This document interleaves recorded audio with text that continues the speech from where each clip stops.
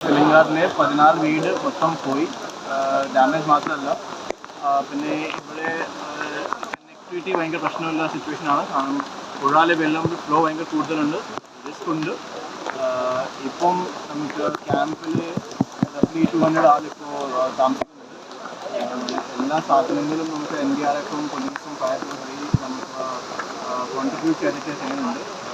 നമ്മളുടെ MLA ഇവിടെ ഉണ്ട്, സ്ഥലത്തിൽ ജില്ലാ പഞ്ചായത്ത് പ്രസിഡൻ്റുണ്ട്.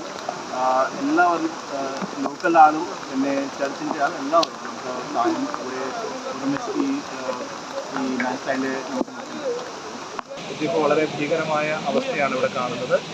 ഇവിടെ ഒരു 10-15 സ്ഥലങ്ങളോളം പല ഉരുളുകൾ പൊട്ടി, ട്രാൻസ്പോർട്ടേഷൻ എല്ലാം താറുമാറായി.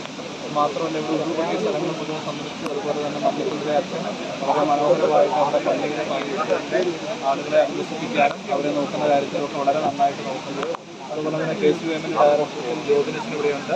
അവരുടെ നേതൃത്വത്തിൽ KCUM അംഗങ്ങൾ കുട്ടികളെ ഏറ്റവും ശക്തമായിട്ട് മറ്റാരും ഇവിടെ കാര്യമായ പ്രവർത്തനത്തിൽ എത്താതെ വന്നപ്പോൾ താമരശ്ശേരിയിലുള്ള KCUM അംഗങ്ങളാണ് ഇവിടെ വളരെ ശക്തമായിട്ട് ഇവിടെ വന്നവരെ സഹായിക്കാനും പ്രവർത്തിക്കാനും എത്തിയത്.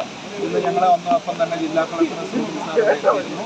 ഞങ്ങളിവിടെ വന്ന് നിൽക്കുന്ന സമയത്ത് തന്നെ വീണ്ടും ഒരു ഉരുൾപൊട്ടലുണ്ടായി. ഞങ്ങളും ജില്ലാ കളക്ടറും ഈ ഉരുൾപൊട്ടലിൽ ഇവിടെ വീണ്ടും ബ്ലോക്കായി നിന്ന് പോയിട്ടുണ്ട്.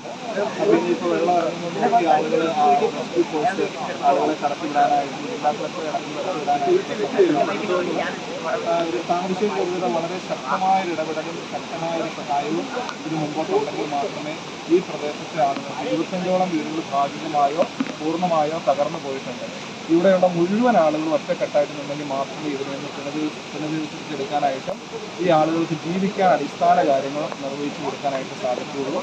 നമുക്ക് ഒറ്റക്കെട്ടായിട്ട് ഇതിന് മാറ്റം